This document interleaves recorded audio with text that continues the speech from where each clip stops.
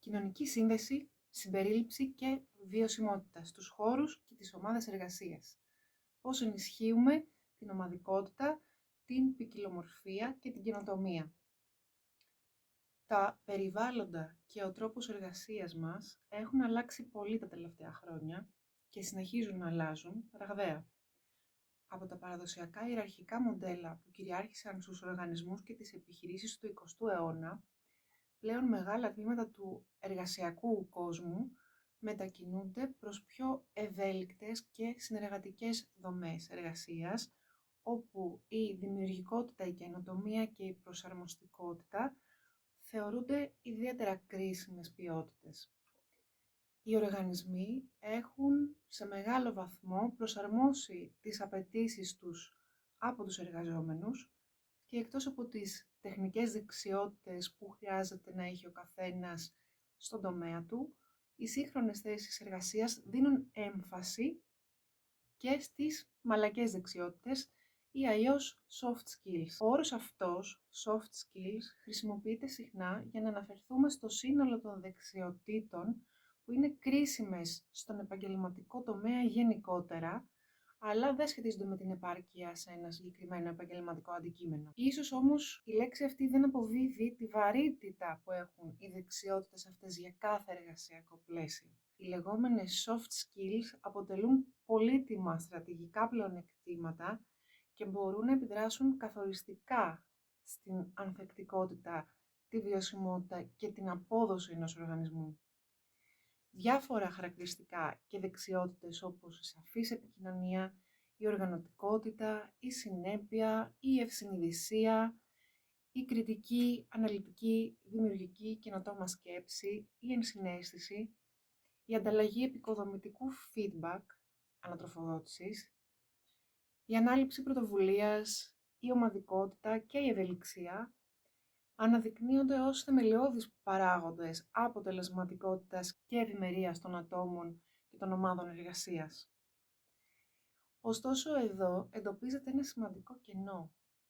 Τα soft skills παρουσιάζονται συχνά ως ατομικές ικανότητες, ως κάτι που ένας άνθρωπος, ένας εργαζόμενος, πρέπει να έχει ή πρέπει να καλλιεργήσει. Συχνά παραβλέπεται εντελώς το πολιτισμικό και το οργανωσιακό πλαίσιο μέσα στο οποίο οι ικανότητες αυτές και οι ποιότητες αυτές καλούνται να λειτουργήσουν.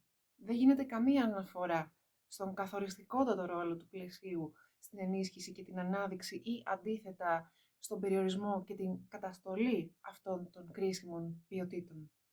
Αυτό λοιπόν το κενό θα προσπαθήσει να καλύψει το παρόν επεισόδιο. Οι λεγόμενες soft skills λοιπόν, οι μαλακές δεξιότητες, αναγνωρίζονται όλο και περισσότερο ως κρίσιμοι παράγοντες επιτυχίας. Συχνά προβάλλονται ως τα στοιχεία που διαφοροποιούν τους πραγματικά αποτελεσματικούς επαγγελματίες, αλλά και τις ομάδες. Τα τεστ και οι εκτιμήσεις των χαρακτηριστικών προσωπικότητας στην εργασία προσπαθούν να ανιχνεύσουν το βαθμό που κάθε εργαζόμενο άτομο χαρακτηρίζεται από ανεπτυγμένες μαλακές δεξιότητες και που δεν προκύπτουν από το βιογραφικό μας. Τουλάχιστον όχι σε σημαντικό βαθμό. Όμως, τα χαρακτηριστικά αυτά χρειάζονται και το κατάλληλο πλαίσιο για να εμφανιστούν και να αξιοποιηθούν πλήρως. Αν η κουλτούρα του οργανισμού δεν ενθαρρύνει την ανοιχτή επικοινωνία, την ψυχολογική ασφάλεια και την εμπιστοσύνη, εργαζόμενοι που έχουν υψηλή ενσυναίσθηση, που έχουν ανεπτυγμένες δεξιότητες επικοινωνίας, που έχουν διάθεση συνεργασίας, μπορεί πολλά να καταλήξουν είτε αναποτελεσματικοί, είτε ακόμα και να αντιμετωπίσουν burnout. Κάθε εργαζόμενος έχει συγκεκριμένα γνωρίσματα στην προσωπικότητά του, ορισμένες ικανότητες και δεξιότητες, που πολλές από αυτές θεωρούνται προσόντα για την πρόσληψη σε μια εργασία. Για παράδειγμα, αν κάποιος στη ζωή του είναι αποφασιστικός και αναλαμβάνει πρωτοβουλίες, τότε κατά πάσα πιθανότητα αυτά τα γνωρίσματά του θεωρούνται επίσης προσόντα για την κατάληψη μιας θέσης σε κάποιον οργανισμό. Ένα παράδειγμα που συχνά εκθιάζεται ως ατομικό χαρακτηριστικό είναι η ψυχική ανθεκτικότητα, που πρέπει να την αναπτύξουμε μαθαίνοντας να διαχειριζόμαστε καλύτερα το άγχος και να έχουμε καλύτερη και πιο γρήγορη ανάρρωση από περιόδους άγχους. Αν όμως ένα άτομο εργάζεται μέσα σε μια κουλτούρα που επιβραβεύει συστηματικά την υπερεργασία, σε μια κουλτούρα που παραβλέπει την εναρμόνιση προσωπικής ζωής και εργασίας ή σε μια κουλτούρα που ανέχεται προβληματικές συμπεριφορές μεταξύ συναδέλφων, τότε η ανθεκτικότητα ουσιαστικά πάβει να είναι δύναμη αλλαγής και ανάπτυξης των ατόμων και των ομάδων και μετατρέπεται και λειτουργεί ως μηχανισμός επιβίωσης. Κάπως έτσι λειτουργούν τα πράγματα και με την ενσυναίσθηση. Μπορεί να λειτουργήσει καταλυτικά όταν και η ηγεσία και οι ομάδες εκτιμούν την ενεργητική ακρόαση, τη συμπερίληψη, το σεβασμό των ορίων. Διαφορετικά, τα πιο ενσυναισθητικά, τα πιο προκοινωνικά και συνεργατικά προσανατολισμένα εργαζόμενα άτομα καταλήγουν είτε να γίνονται στόχοι εκμετάλλευσης από τα πιο ανταγωνιστικά, είτε να σιωπούν και να αποστασιοποιούνται. Η ουσία του προβλήματος στον τρόπο που μιλάμε για τα πολύ κρίσιμα soft skills είναι ότι οι δεξιότητες αυτές δεν λειτουργούν μέσα σε κενό αέρος, αλλά μέσα σε ένα συγκεκριμένο περιβάλλον. Είναι κατεξοχήν σχεσιακές δεξιότητες.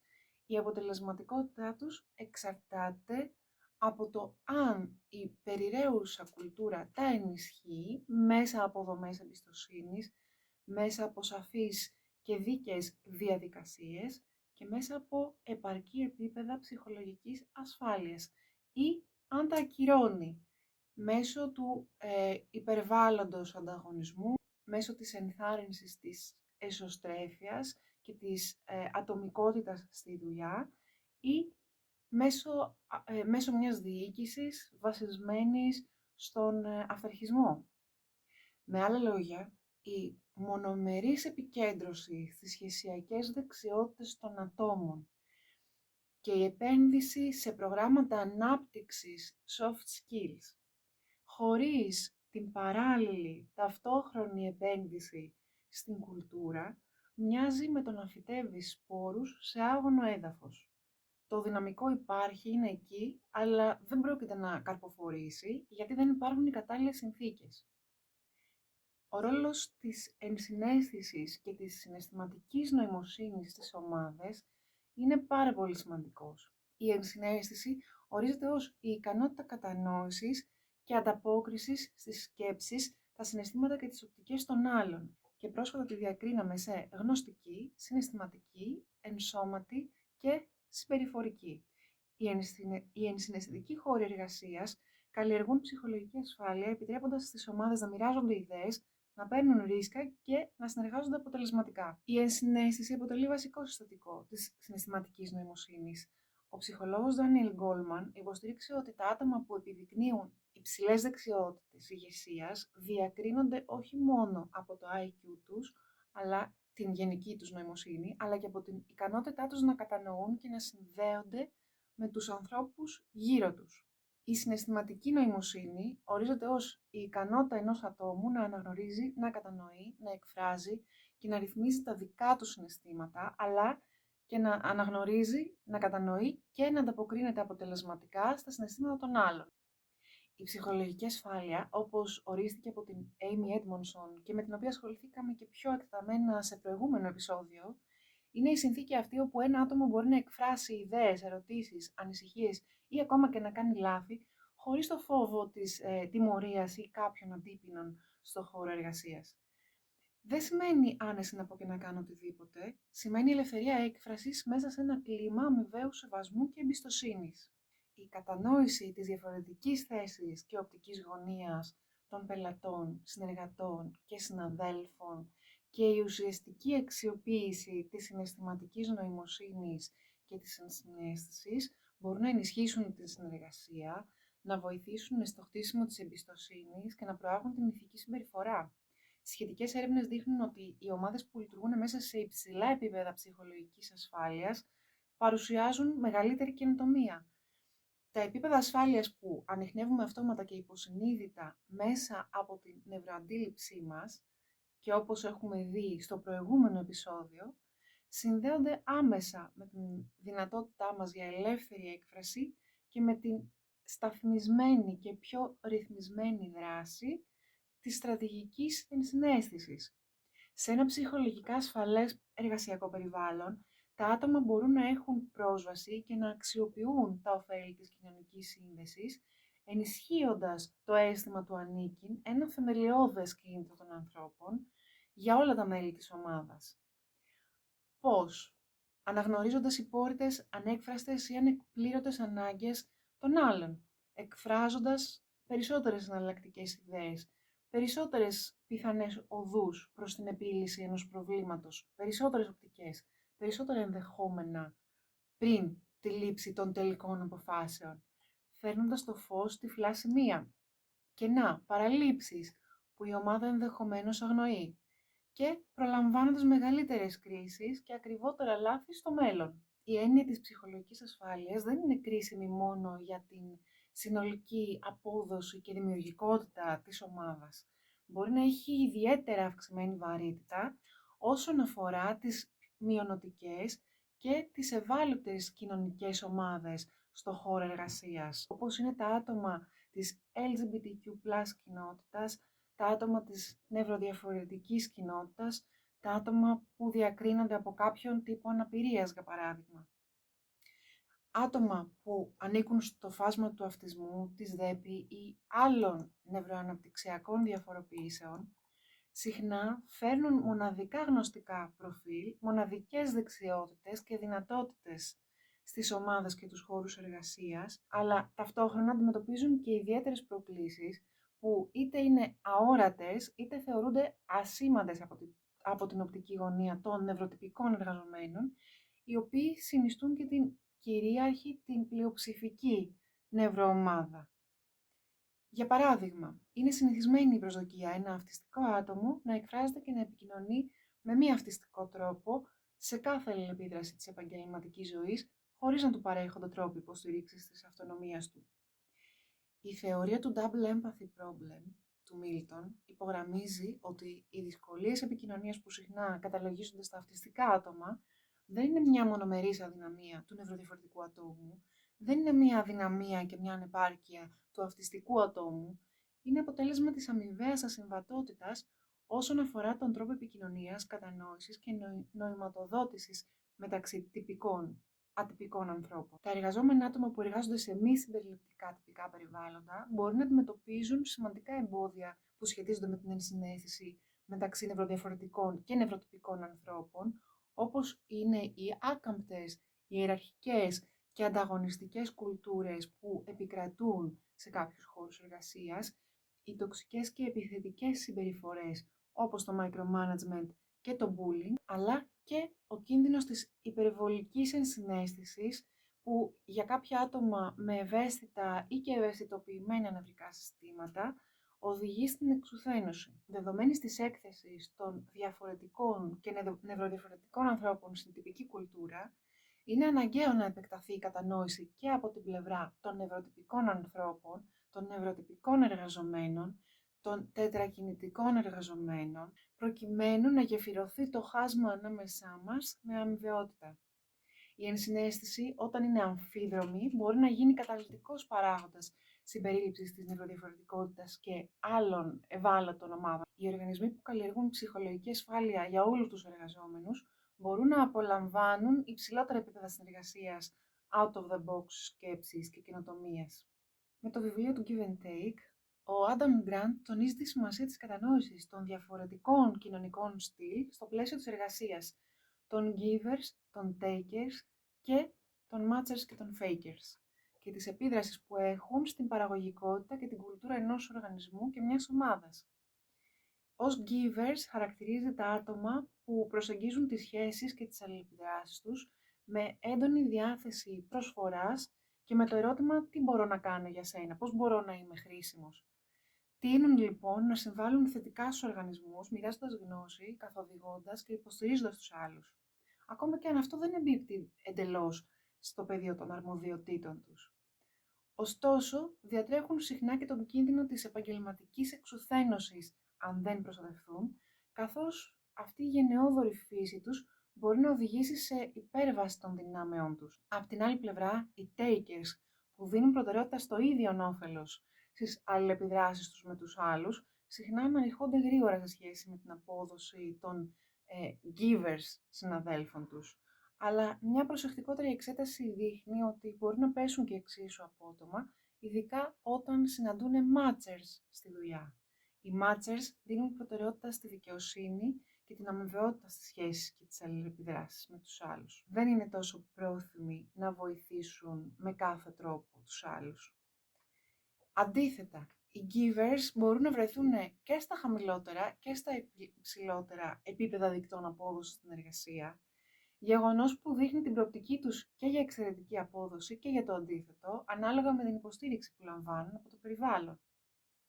Η μελέτη του Grant δείχνει ότι οι πιο επιτυχημένοι οργανισμοί τελικά καθοδηγούνται συχνά από givers, παρά την ασφαλμένη εντύπωση ότι οι takers ή οι matchers κατέχουν την πρωτιά.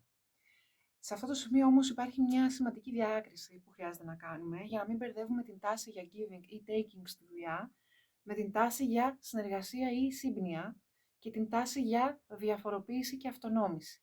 Η συγκαταβατικότητα ή η ανταγωνιστικότητα των συναδέλφων μας μπορεί να μοιάζουν, αλλά δεν ταυτίζονται με τις συμπεριφορές προσφοράς ή αποκόμισης ωφέλους που αντιστοιχούν στους givers και τους takers μιας ομάδας. Για να ξεκαθαρίσουμε και να αναδείξουμε τη διαφορά αυτή, θα χρειαστεί να αναφερθούμε στο μοντέλο των 5 παραγόντων της προσωπικότητας παρακάτω. Το μοντέλο των 5 παραγόντων προσωπικότητας, ή αλλιώς The Big Five, αποτελεί μια ευρέως αποδεκτή ταξινόμηση της ανθρώπινης προσωπικότητας, η οποία στηρίζεται σε 5 βασικές διαστάσεις. 1. Ανοιχτότητα στις εμπειρίες. 2. Εξωστρέφεια. 3. Ευσυνειδησία. 4. Συγκαταβατικότητα. Και 5. Νευρωτισμός. Το μοντέλο αυτό αναπτύχθηκε μέσα από εκτεταμένη ψυχομετρική έρευνα και ανάλυση δεδομένων και θεωρείται σήμερα θεμελιώδες για την κατανόηση της δομής της εργασιακής διάστασης της προσωπικότητας. Οι 5 παράγοντες αποτυπώνουν ευρείες σχετικά σταθερές τάσεις στη σκέψη, το συναίσθημα και τη συμπεριφορά και κάθε παράγοντας συνδέεται με διαφορετικά πλεονεκτήματα και μειονεκτήματα. Πιο συγκεκριμένα, η συγκαταβατικότητα ή ανταγωνιστικότητα που μας ενδιαφέρει εδώ προσδιορίζονται κάπως έτσι.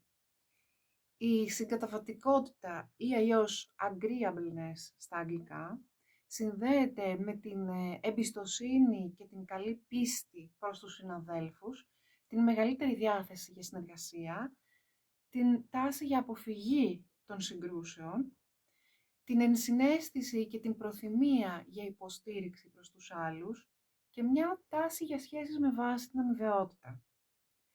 Στο εργασιακό περιβάλλον, τέτοια άτομα συχνά λειτουργούν ως συγκολητική ουσία στις ομάδες.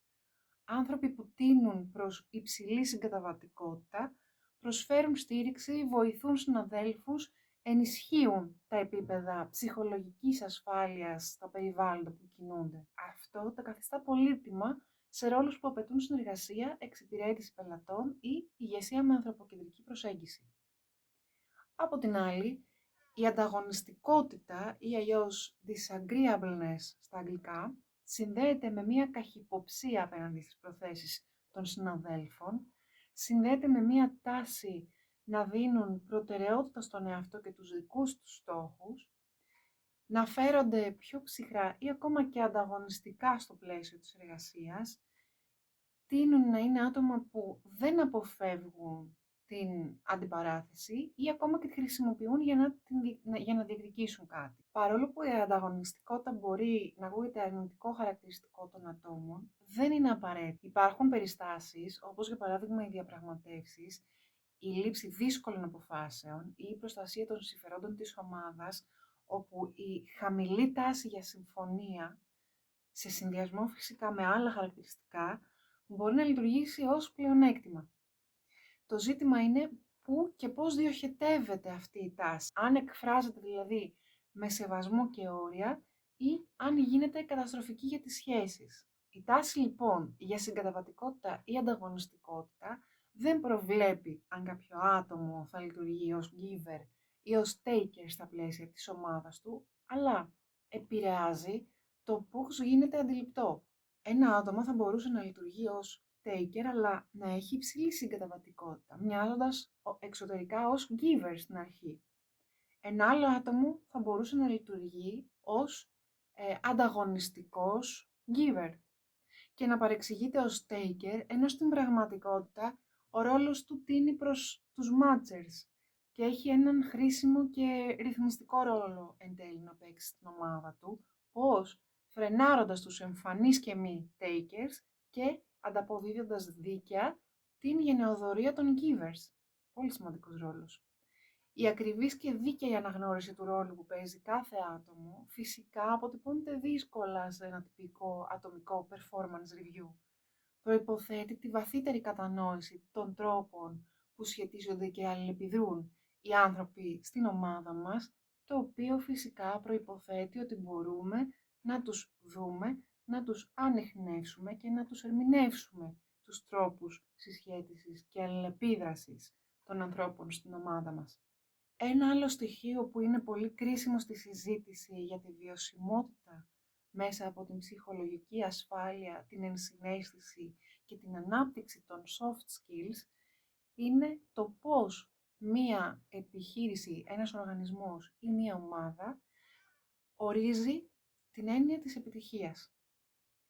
Ο επαναπροσδιορισμός της επιτυχίας ως συμβολής και όχι ανταγωνισμού για την πρώτη θέση μπορεί να έχει ιδιαίτερα θετική επίδραση στην οργανωσιακή κουλτούρα και στα ατομικά κίνητρα που ενισχύονται μέσα από την κάθε κουλτούρα.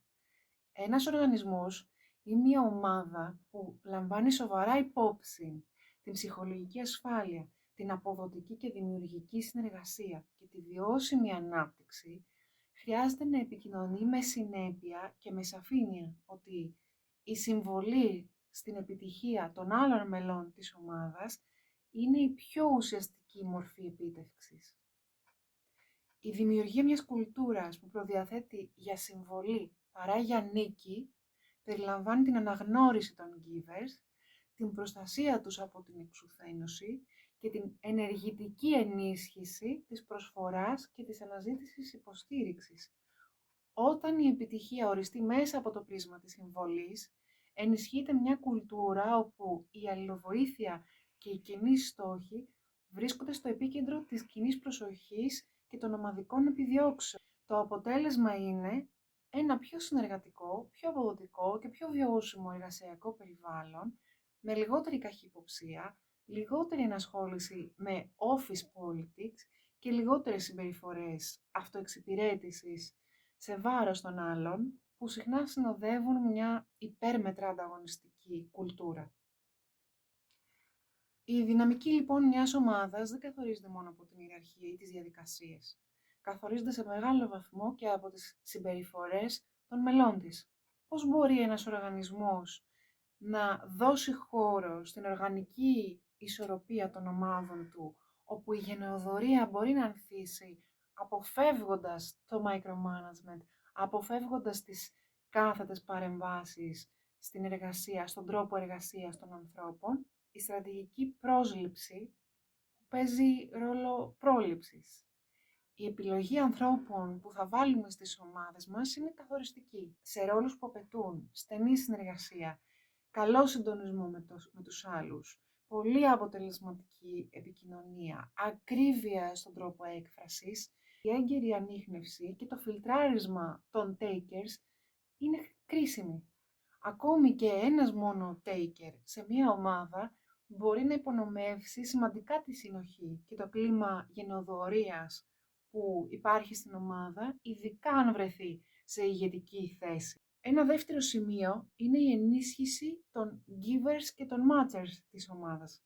Συχνά οι givers, οι άνθρωποι δηλαδή που μπορεί να έχουν και τον πιο αποδοτικό ρόλο στην ομάδα, μπορεί να τιμωρούνται αντί να επιβραβεύονται μέσα από την υπερφόρτωση με καθήκοντα, μιας και τα κάνουν καλά και αποτελεσματικά, οδηγούμενοι συχνά σε εξουθένωση.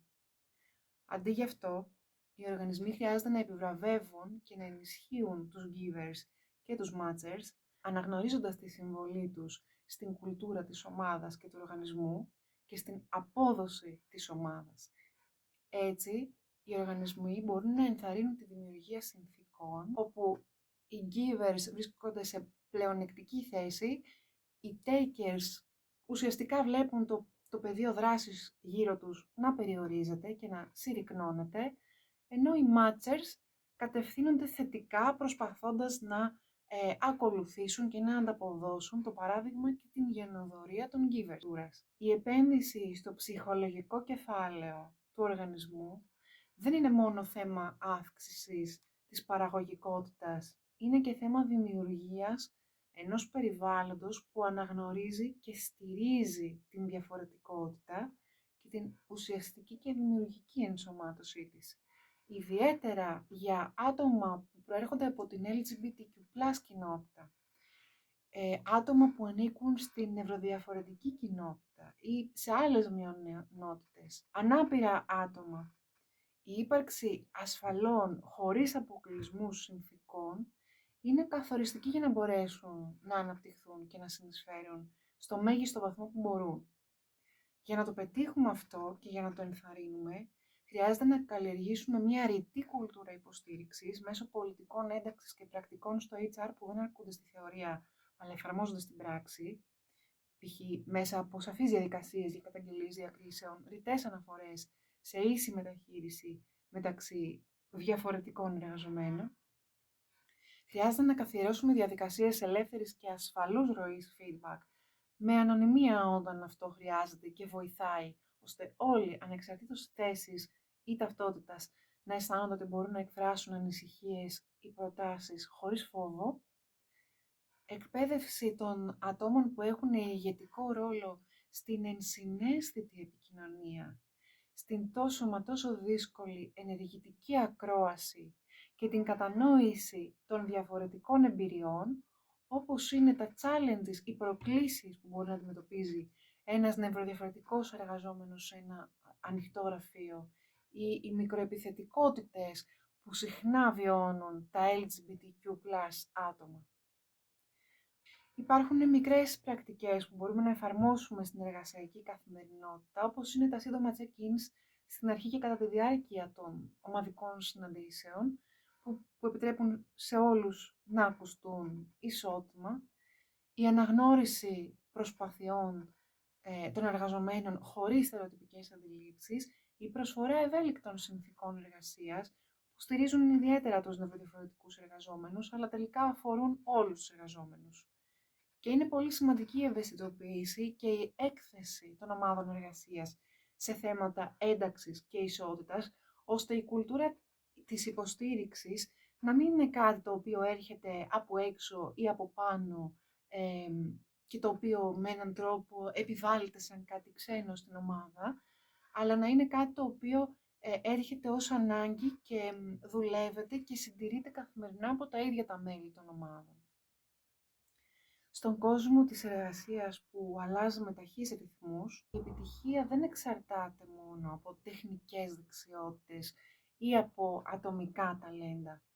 Η ενσυναίσθηση, η κοινωνική σύνδεση, η ψυχολογική ασφάλεια δεν είναι απλώς καλό να υπάρχουν στο εργασιακό περιβάλλον. Είναι θεμελιώδεις παράγοντες μιας υγιούς εργασιακής κουλτούρας και μιας αποτελεσματικής ηγεσίας.